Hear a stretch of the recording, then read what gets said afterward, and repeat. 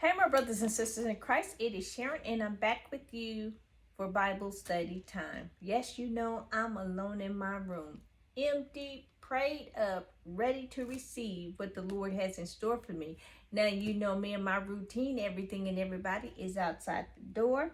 They don't get to come in here. It is just God, myself, my Bible, and my notes. Well, let's go ahead and be about God's business. And I'm coming to you out of Deuteronomy 32, verses 1 through 52.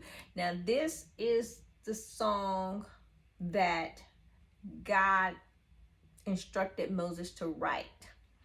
And so I will start with my observations as always.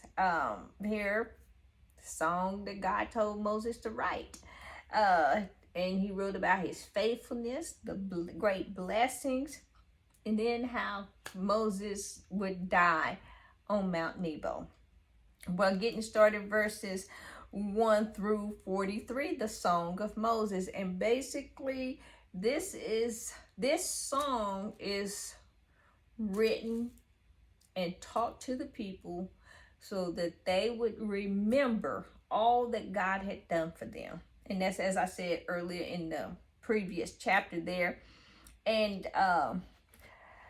the commentators are saying this song is one of the most impressive religious poems in the entire Old Testament.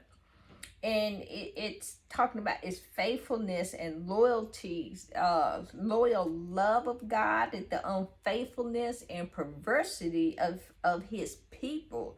You know, you got a faithful, loving God and just a perverse people that just will not do. And here, you know, verses 3 through 4, the subject of the song of Moses would be Israel's God. He is the subject of this whole song. In verse 5 through 6, Israel, on the other hand, they was the perverse and crooked.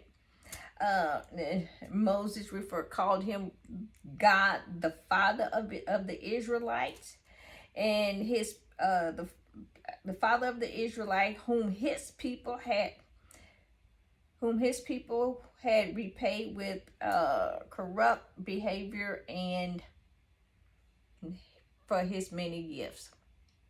And so God he just loving, kind, and forgiving. And over and over again, he would bless the Israelites. Then he would punish the Israelites. Then he blessed, then punish, then bless. And the punishment came from disobedience of the Israelites, the perverse people that just would not obey, period.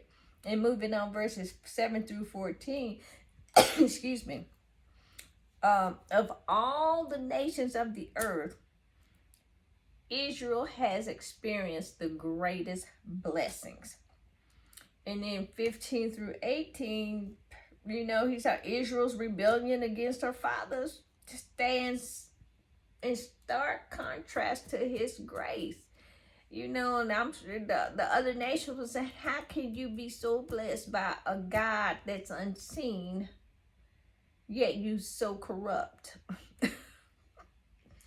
So, you know, that's probably just blowing their mind because they cannot understand the love of God, the faithfulness of God. And when he said he never leave you nor forsake you, that's what he meant. That's exactly what he meant. You might feel that you've been forsaken, forgotten, but you have not. But anyway, you know, God was always there to bail them out. 15 through 18, it was Israel, their rebellion against God. I'm repeating myself. And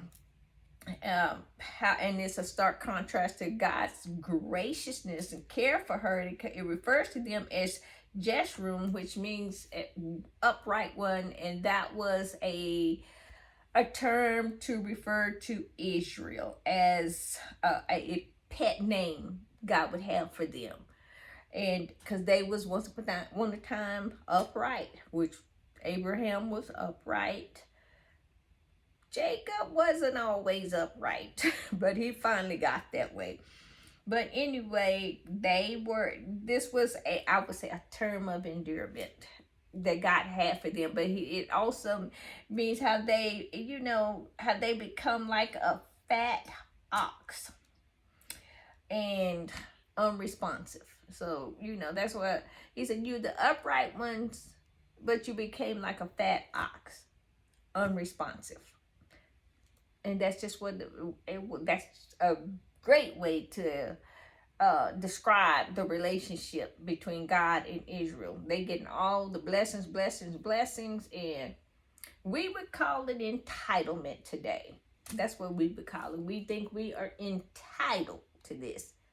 Regardless of our behavior, we believe we are entitled. And God said, no, you're not entitled. You have to obey my laws. Today's term, obey God's law. You automatically are obeying man's law. You disobey God's law, you disobey man's law, you get punished. Same consequences, same concepts. But anyway, moving on here, verses 19 to 25, he's talking about, the jealousy of God. And God said, I'm a jealous God. Why? This jealous is not like what we see today or think today as a jealous thing. It's not the pettiness or the promptness of insecurity. It is God has given Israel everything. I mean, provided for them, was fought for them, healed them, did miracles after miracle after miracle. He set them free. They were able to actually experience his holy presence. But, they continued, he gave them all of this. Yet they want to go to serve another God. They was quick to say, oh, take us back to Egypt. Take us back to this. So his jealousy was like a righteous jealousy, kind of like a parent raising a child who they raise up, love, nurture, teach them right from wrong and all of this other stuff. But yet that child goes to somebody else and wants to follow them, which they're not right. When you tell them, don't hang out with these people or stay away from over here. These people up to no good. Don't do this. And what do? Go over there to the people you tell them not to go over to. So you kind of be feeling some kind of way about these other people. Same thing with God. Don't go over there. Don't do this. But they're going to do what they want to do. But anyway, that's what he's meaning by he's a jealous God. Verses 23 through 26 through 28 here, he's talking about Israel's unfaithfulness, and but it wouldn't thwart God's promise to Abraham. He would still bring it to pass. Even to this day, he is still fulfilling Abraham, the promise he made to Abraham. And the Bible is constantly being fulfilled throughout our lifetime. Reading these scriptures, even though these promises is over 4,000 years old, God is still faithful to his word to fulfill it. And that's, he's doing them and stuff. So here we see that verses 39 through 43, we see that, God, it just goes about everything that God did for them, fighting their battles for them, providing for them, how he will avenge the Israelites, avenge his people. Even though his people turned against him, he would still fight for them. He would still call them his people. Verses 44 through 52, the final exhortation here, this is his final exhortation of Moses to the Israelites, and he tells them about, okay, I'm finna die. And after You know, he taught them this song. You know, he urged them to take heart to it. And not only the words of the song, but all the words of the song, not just bits and pieces, but all the words of the song. And in verses 48 through 52, the announcement of his death, it says that very same day, Moses gave this song, you know, because he couldn't go into the promised land with them. And so in verse 49, it said, go up to the mountain of Abraham, Mount Nebo, which is in the land of Moab, across from Jericho. View the land of Canaan, which I have given the children of Israel as a possession. And he said, and die on the mountain which you ascend, and be gathered to your people, just as Aaron your brother died on Mount Hor, and was gathered to his people. And as you remember, the reasoning they couldn't do that is because in Numbers 20:24, they struck the rock. Moses and Aaron both was angry. God said, speak to the rock and I will bring the water out. And Moses said, must we strike this rock and bring water out? So they was taking glory from God. They could do absolutely nothing. And so, but this was his sin, and God said, because you did this, you would not enter into the promised land. And Aaron was killed that same day.